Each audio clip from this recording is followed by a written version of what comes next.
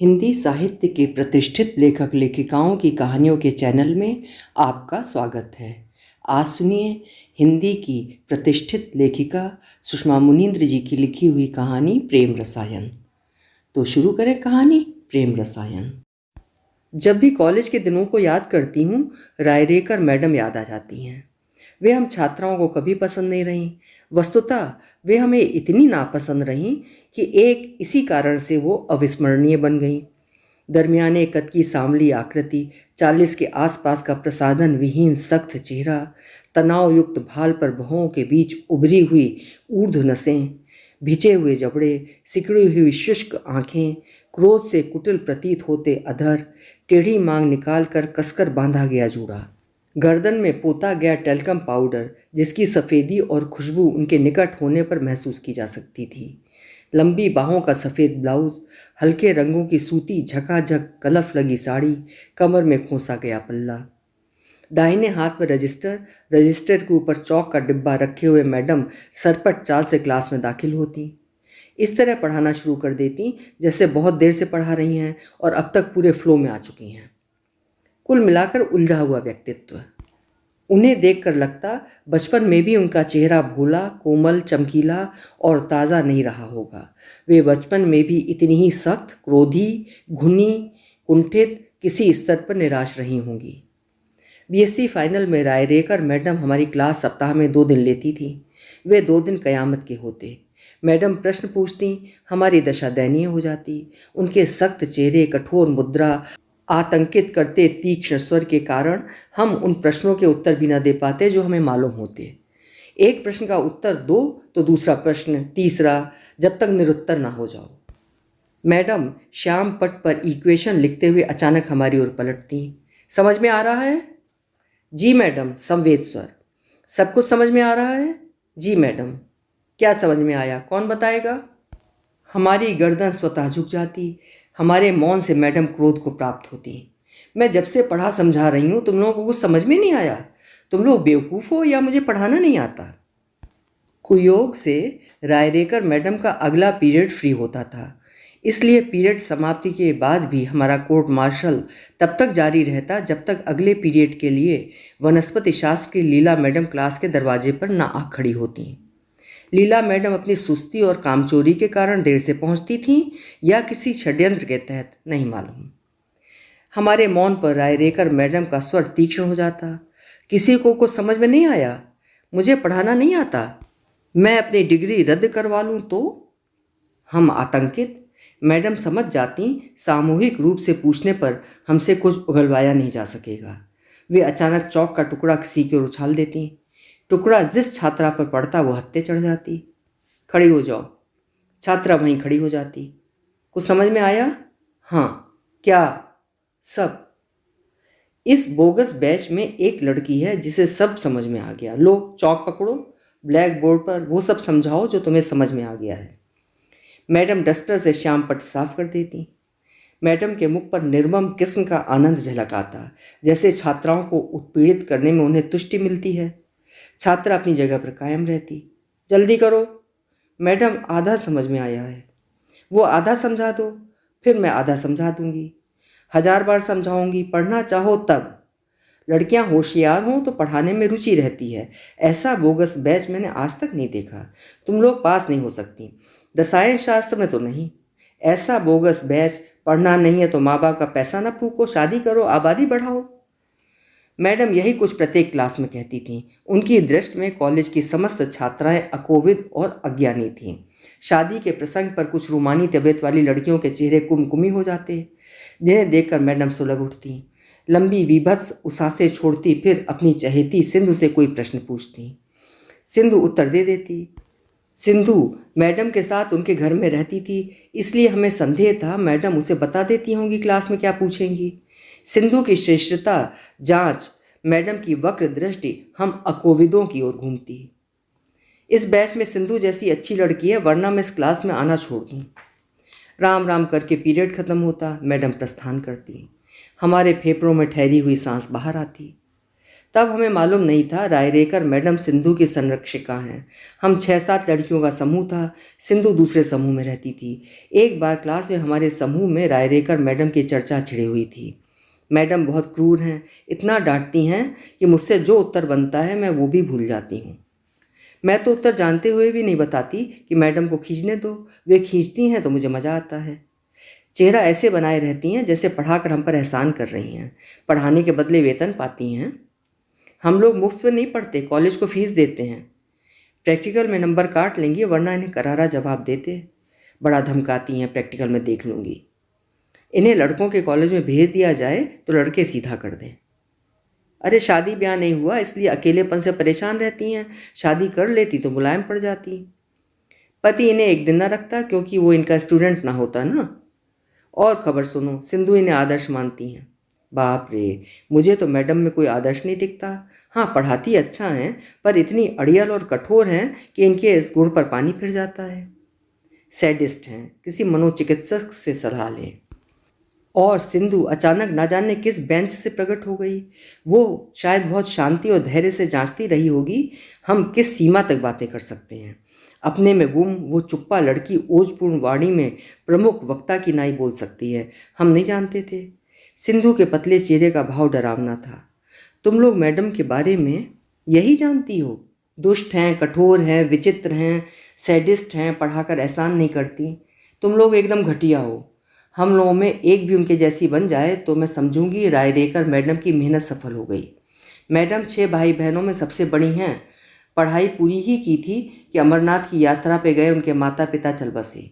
Madam ने नौकरी की, भाई बहनों को व्यवस्थित किया, भूल गई उन्हें अपने लिए कुछ करना चाहिए। आज भाई बहन अपने में डूबे हैं, मैडम अकेली रह गई हैं। मैं और मैडम एक ही गांव के हैं। मैडम ने मेरी विधवा बेसहारा माँ और मुझे अपने पास बुला लिया था। माँ ने घर संभाला, मैडम को सहारा हो गया। इस एवज में मैडम मुझे पढ़ा रही हैं, वरना मैं और माँ गांव में मजदूरी करते मर खप जाते। सिंधु हम लोगों को बारी बारी से देखती रही, जैसे कुछ कहने के लिए उकसा रही हो। एक छात्रा प्रेरित हुई। मैडम के त्याग को मान लिया, पर छात्राओं के प्रति उनकी कठोरता क्या सही है? मैडम अपने स्वभाव को कठोर न बनाती तो उनके भाई बहन बिगड़ जाते। उन्हें अनुशासित रखने की कोशिश में मैडम स्ट्रिक्ट हो गईं। अब उन्हें अनुशासनहीनता, लापरवाही, मूर्खता इरिटेट करती है। वे अपनी इच्छाओं को मारते कुचलते हुए भावना शून्य हो गई हैं। उन्हें खुशी और आनंद से भय होता है। विचित्र ही सही, पर यह एक परिस्थिति है। सिंधु मैडम की वफादार सिपाही थी। परिस्थितियां जो भी हों, पर ऐसा स्वभाव किस काम का जो आपको विदूषक बनाता हो? वे तो जैसे हर किसी का अपमान और तिरस्कार ही करेंगी। उन्होंने जो भी त्याग किया अपने परिजनों के लिए किया। उस त्याग का उपकार छात्राएं माने, ये कैसे होगा? मैडम की यही निराशा है। वे चाहती हैं भाई बहन उनका उपकार माने, उनकी एक पुकार पर दौड़ आए। वे ऐसा नहीं करते और मैडम अनजाने में छात्राओं को दबाने की कोशिश करती हैं। शायद उन्हें मनोवैज्ञानिक तृप्ति मिलती होगी कि वे आज भी किसी पर शासन कर सकती हैं। सिंधु रायरेकर मैडम की प्रिय है, जानने के बाद हम लोग कभी कभी उसके भविष्य मंथन में लग जाते। सिंधु भले ही मैडम की प्रिय पात्र है, पर इसकी चुहिया जैसी सूरत को कोई सुपात्र पसंद नहीं करेगा। मैडम इसे गोद ले लेंगी, ये प्रॉपर्टी पा जाएगी, कोई लोभी इससे ब्याह करने को तैयार हो जाएगा। मैडम की चेली है, क्या पता कुंवारी रहे और व्याख्याता बन विद्यार्थियों का बेड़ा गर्क करे। मैडम सिंधु को व्याख्याता बनाकर ही दम लेंगी। रायरेकर मैडम वर्ष भर दुहराती रहीं, तुम लोग उत्तीर्ण नहीं हो सकती। हमारे बैच की प्रायः सभी लड़कियां उत्तीर्ण हो गईं। रायरेकर मैडम का आतंक था, पर रसायन शास्त्र मेरा प्रिय विषय था। अंक भी अच्छे मिले थे। एमएससी के लिए हम 11 छात्राएं रसायन विभाग में आ गए। मैडम ने हमारा स्वागत इस तरह किया, तुम लोग पास हो गई, सब्जेक्ट केमिस्ट्री चुना है। ऐसा बोगस बैच विभाग की छवि खराब करेगा। सत्र के प्रारंभ में ही विभागाध्यक्ष का स्थानांतरण हो गया। उनके स्थान पर सप्रे सर आ गए। सांवले भरे चेहरे वाले सप्रे सर मध्य कपाल और कनपटी के समीप हुए केश पतन के कारण परम दृष्टया विद्वान और विज्ञ जान पड़ते थे, जो वे नहीं थे। अपनी बहुत पुरानी चॉकलेटी फिएट, मझोले कद, हड़बड़ाती चाल, भाषा बोली में आंचलिक स्पर्श होने के कारण रंगीन मिजाज और रसिक बिल्कुल नहीं लगते थे, जो वे थे। हमें अपने सूत्रों से ज्ञात हुआ सप्रे सर विधुर हैं। उनकी 2 पुत्रियां मात्र हैं। जो कहीं बाहर तकनीकी पढ़ाई कर रही हैं। परिसर के क्वार्टर में वो अकेले रहते हैं। सप्रे सर के हंसमुख स्वभाव के कारण रायरेकर मैडम की कठोरता से डरा सहमा रसायन विभाग थोड़ा स्वतंत्र हो सका। हमारे शुरू के 2 पीरियड थ्योरी के थे, शेष 4 प्रैक्टिकल के। जब गैस प्लांट खराब हो जाता और हाइड्रोजन सल्फाइड गैस न बन पाने से प्रैक्टिकल न हो पाता, इस अवरोधन पर फाइनल की लड़कियां दुखी और निराश उठतीं, जबकि हम प्रीवियस वाले स्थिति का लाभ ले 12 से 3 के शो की फिल्म देखने चल देते। सिंधु अपवाद थी। दूसरे दिन क्लास में देखी हुई फिल्म की समीक्षा की जाती। हम लोग चीख चिल्लाकर समीक्षा में संलग्न थे, तभी उधर से गुजर रही रायरेकर मैडम नमूदार हो गईं। किसकी क्लास है? निशिगंधा मैडम की, फिजिकल केमिस्ट्री। भीषण शोर क्षणों में थम गया। निशिगंधा? उनके बच्चे की छमाई परीक्षा है, छुट्टी लेकर उसे रटा रही होंगी। शादी करने की बेवकूफ़ी करो तो यही होता है। मैडम के अधर करारे व्यंग से वक्र होकर एक ओर झुक गए। निशिगंधा पढ़ाना नहीं चाहती, तुम लोग पढ़ना नहीं चाहती। बंक मारकर फिल्म देखो, माँ बाप का धन जाया करो, फेल होकर विभाग की छवि खराब करो, ऐसा बोगस बैच। मैडम प्रवाह में थी। संयोगवश सप्रे सर उधर से गुजरे। मैडम को देखा तो दंदनाते हुए क्लास में घुस आए। क्या कर रही हो लड़कियों? जवाब घृणा से भरी हुई मैडम ने दिया। चीख चिल्ला रही हैं, मास्टर डिग्री लेने वाली हैं, तमीज़ नहीं आई। देखो तुम लोग मैडम को परेशान मत किया करो। देखो यही हाल रहा तो तुम लोग पास नहीं हो पाओगी। तुम लोग मास्टर डिग्री लेने वाली हो, हम भी मास्टर, तुम भी मास्टर। पोस्ट ग्रेजुएशन में छात्र और अध्यापक एक बराबर हो जाते हैं। आपस में अच्छा सामंजस्य होना चाहिए। किसकी क्लास है? सप्रे सर कह छात्राओं से रहे थे, देख मैडम को रहे थे। निशिगंधा की। जवाब मैडम ने ही दिया। उनके बच्चे का एग्ज़ाम है, मुझे तो ड्यूटी से भागने वाले लोग बर्दाश्त नहीं। सर आपको स्ट्रिक्ट होना चाहिए। आप ठीक कहती हैं, अनुशासन जरूरी है, आइए चलें। सर ने प्रेम से मैडम को ताका। हमारे लिए ये पहला ही अनुभव था जब कोई शख्स मैडम को इस प्यार से बिलोकने का साहस कर पाए। रायरेकर मैडम सप्रे सर के पीछे पीछे जिस आज्ञाकारिता से गईं वो चौंकाने वाला था, जबकि होना ये चाहिए था पीरियड खाली देख वे अपनी ऑर्गेनिक केमिस्ट्री लेकर बैठ जाएं। मैडम की इस क्रिया से मानो कोई पुख्ता सूत्र हम लोगों के हाथ लग गया। हम लोग लगभग असंभावित पर विचार करने लगे।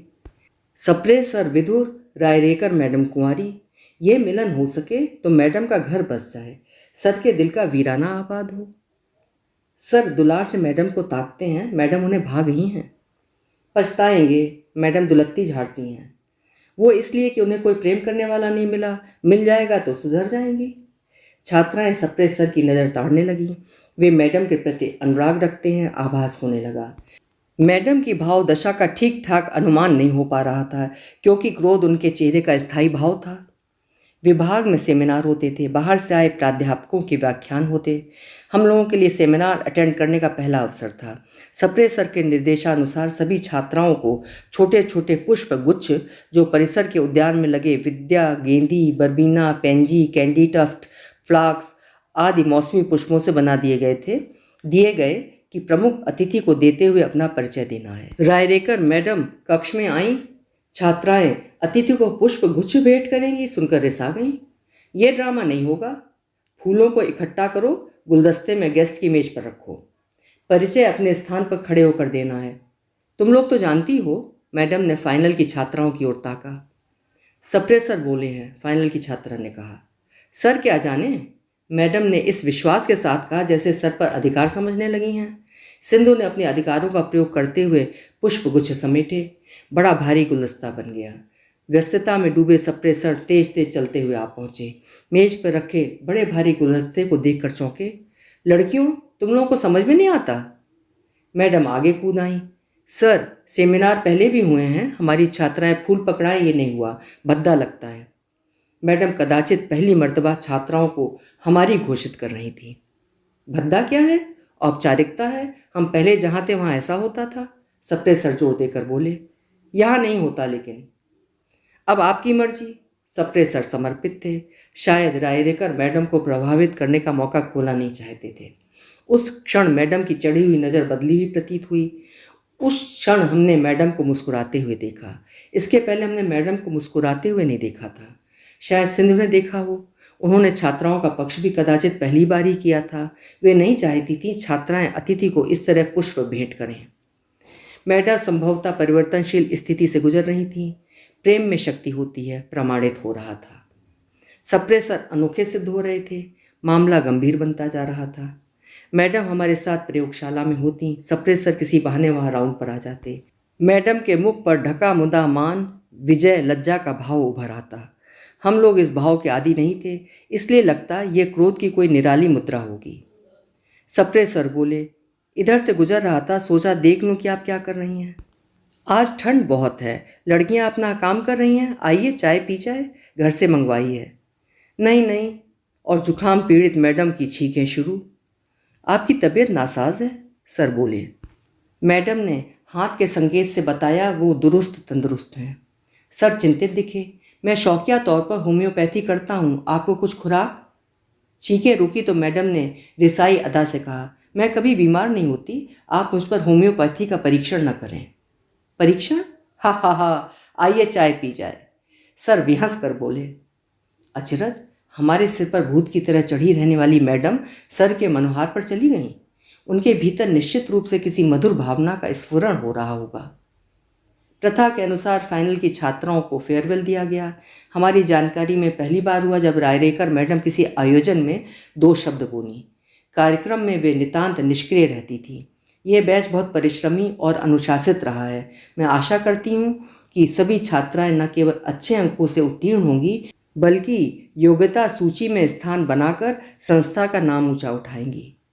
इस विदाई समारोह में हिस्सा लेते हुए हृदय बोझिल है। आप सब मेरी स्मृति में हमेशा बनी रहेंगी। इस पर फाइनल की 2 एक भावुक किस्म की छात्राएं रोईं। हम उत्तीर्ण होकर फाइनल में आ गए। फाइनल अपेक्षाकृत अच्छा भी था, क्योंकि रायरेकर मैडम के स्वभाव में मृदुलता आ रही थी। उनकी कठोर मुद्रा नरम पड़ने लगी थी। भिजते जबड़े ढीले पड़ जाते, कुछ कटाक्ष करते करते मौन हो जाती, मानो अपने स्वभाव और मनःस्थिति से जबरदस्त संघर्ष कर रही हूँ। कभी कुछ कहती तो सप्रेसर संतुलन बनाते हुए कहते, आप तो हटाओ मैडम, ये नहीं सुधरेंगी, बोगस बैच है। सिंधु ने जब बताया मैडम सप्रेसर से विवाह करने का इरादा रखती हैं, हम चौंक गए। हमें विस्मयकारी प्रेम का पूरा अनुमान था, फिर भी ये सूचना अविश्वसनीय बल्कि अस्वाभाविक लगी। मैडम सप्रेसर से गायत्री मंदिर में शादी करेंगी। उनके भाई बहन नाराज हैं कि मैडम इस उम्र में विवाह जैसा संस्कार कर सबकी पोजीशन बिगाड़ रही हैं। ये लोग नहीं चाहते मैडम थोड़ा सा सुख पालें, पर मैडम अपने फैसले पर खुश हैं। सिंधु ने उत्सुकता पूर्वक जानकारी दी। हम लोग अधीरता में जैसे एक साथ सामूहिक रूप से बोलने लगे थे। रायरेकर मैडम सचमुच प्रेम में पड़ गईं। सप्रेसर कमाल के निकले, इस बात को पिघला दिया। प्रेम में बड़ी ताकत होती है। इस उम्र में सामंजस्य बैठाने में समस्या होगी। विवाह करना ही था तो मैडम ने अब तक इतनी तपस्या क्यों की? तब सप्रेसर से मुलाकात नहीं हुई थी ना। मैडम बिंदी, सिंदूर, भर हाथ चूड़ियाँ, मंगलसूत्र में कैसी लगेंगी? वे भड़कीला श्रृंगार नहीं करेंगी, सादगी से रहती हैं, रहेंगी। रायरेकर मैडम विवाह के बाद कॉलेज आईं तो उनकी वेशभूषा थोड़े से फर्क के साथ पहले जितनी ही सादी थी। सफ़ेद ब्लाउज के स्थान पर मैचिंग ब्लाउज, भाल पर छोटी सी काली गोल बिंदी, हाथ में कांच के कड़े, वही पुरानी डायल वाली घड़ी। कुल मिलाकर मैडम हमें पहली बार भली और स्वाभाविक लगी थी। अभी आप सुन रहे थे सुषमा मुनींद्र जी की लिखी हुई कहानी प्रेम रसायन। वास्तव में प्रेम रसायन में बहुत शक्ति होती है। कल मिलेंगे फिर किसी उम्दा कहानी के साथ। आपका समय शुभ हो।